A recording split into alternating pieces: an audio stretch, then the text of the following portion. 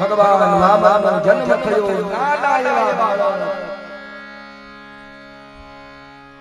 યજ્ઞોપવીતની તૈયારી થવા લાગી કોઈ દંડ આપ્યો કોઈ મુજરી મેખલા આપી કપાળમાં ત્રિપુંડ કર્યું મારા બાપ સૂર્ય પ્રત્યક્ષ તમારે ત્યાં આવી જાય તો એના તેજના શું વખાણ કરવા ગાયત્રી મંત્ર આપી અને વામનના ગળામાં યજ્ઞોપવીત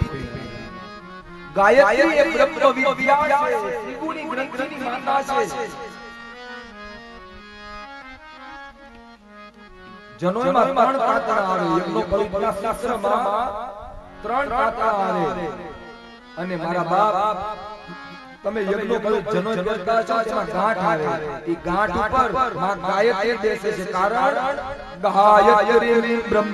વિદ્યા ગાયત્રી બ્રહ્મ વિદ્યાની માતા છે